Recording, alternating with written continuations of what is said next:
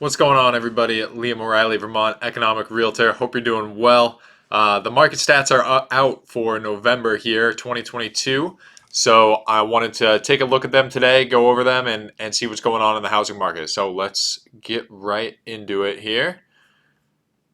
All right, so this is the snapshot data here from November 2022. As you can see, more of the same. More of the same is what we talked about in October. Single family new listings are down. Townhomes slash condos listings are down. Inventory down. Single family homes down about 1% year over year. So not much change there. Condos down 30% year over year. Um, Median sales price up 5.7%. Still down from its peak that we had in June of 450, but still up 6% year over year on a month over on from compared to November of 2022 2021, excuse me. Condos way up, and I've talked about this in other videos. When you look at the affordability between condos and single family homes, it makes sense that more people who can't afford single family homes will be going to a higher quality condo. So that's the snapshot here for what's going on in the Northwestern Vermont region. Let's take a little bit of a deeper dive and look a little bit closer into some of these stats. So we're looking at inventory of homes for sale right now. Inventory, single family homes about the same as it was last year. Condos, as you can see, have dropped a little bit. Condos are the blue bar to the right there.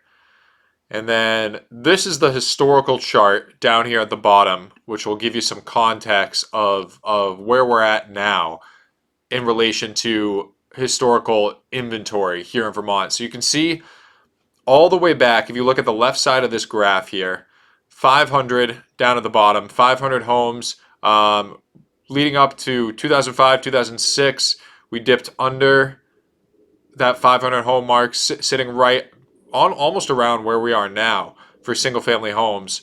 And then inventory started to build, and then it peaked out at around 2007 here and stayed around that peak. I guess it was a little bit higher here in 2011, but relatively stayed on that peak throughout from 2007 to 2014, maybe even 2015. You could argue here before, as you look at the right of the graph there, inventory started to decline in 2016 all the way until where we are today in 2022, where you can see at the beginning of 2022, inventory was at an all-time low, and as we head into the winter here, it looks like we are trending back in that direction. It might not get quite as low this year, but it is still historically very low. So let's take a look at some other measures here, and I'll leave the link for this in the description so you guys can take a look at it. So, okay, this next graph is the Housing Affordability Index, and this is very interesting. And so this is something that we've talked about before on this channel, but affordability is pretty much at an all-time low, at least as far back as this data goes. If you look back, again, the left side of the graph, this graph goes back to 2005 all the way up to the current date of November 2022, which is the most recent point there.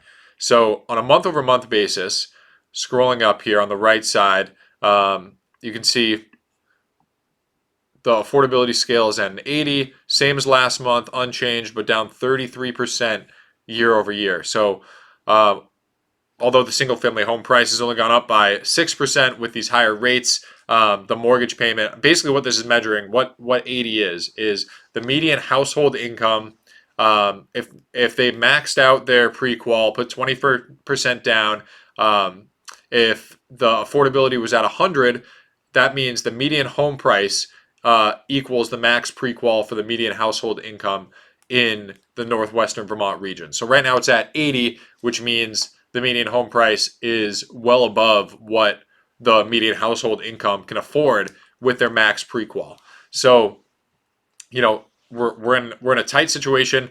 I've talked about this before, where the affordability is a downward pressure right now on home prices and on the housing market. Basically, there's not much inventory as we just looked at in the past graph here.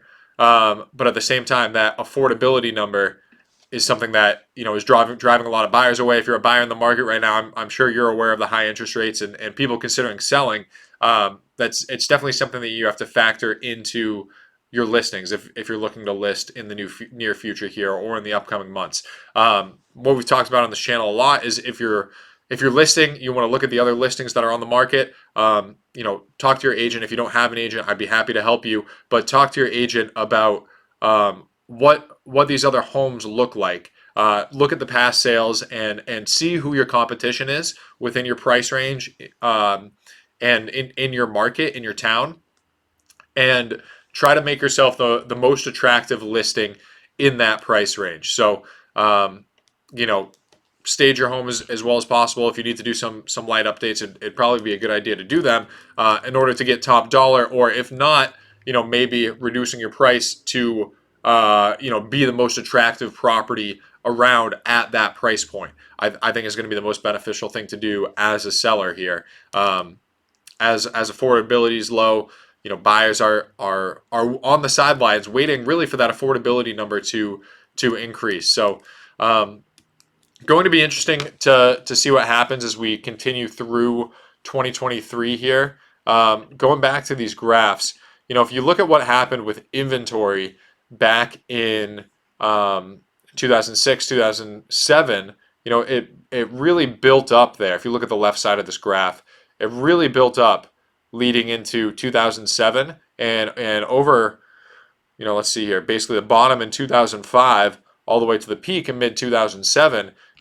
Over those 2 years, inventory really started to increase as affordability. As we go to this other graph here, it wasn't as low as it is today, but in that 2007 2008 time frame, it was sitting at right around 100 on the affordability index for single family homes. Now obviously it's below that, but you know just interesting to see what happened in the past and to relay that into what could happen in the future here. I think what we're likely going to see, or what's possible is increased inventory over next year, especially if affordability stays low like it is now. I think we're going to see inventory start to build a little bit. Where another number to look at here is let's see if I get to it here. The percentage right here, percentage of original list price received.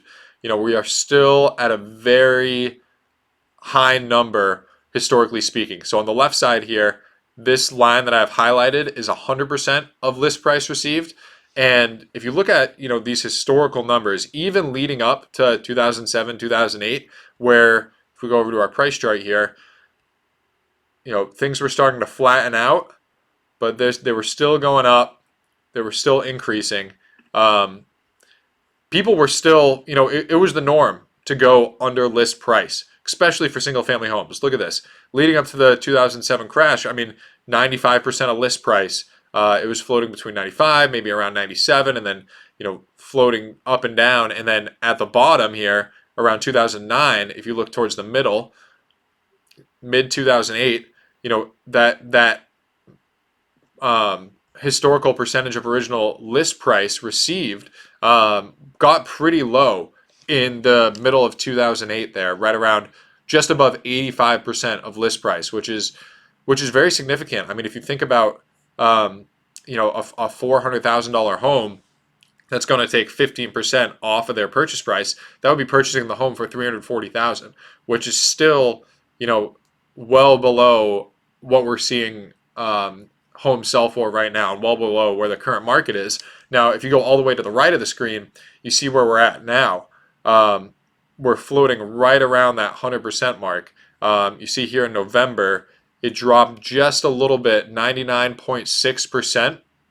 So, homes are sitting a little bit longer on the market. Well, actually, maybe they're not sitting that much longer. You look at the days on market, they're still down year over year, down 37% for single family homes, up a little bit for townhomes and condos. That's, the percentages a 14% change year over year. I mean, there's only 30 days in a month, so 16 days is still pretty low, historically speaking. And if we go back over to our chart here, let's take a look at the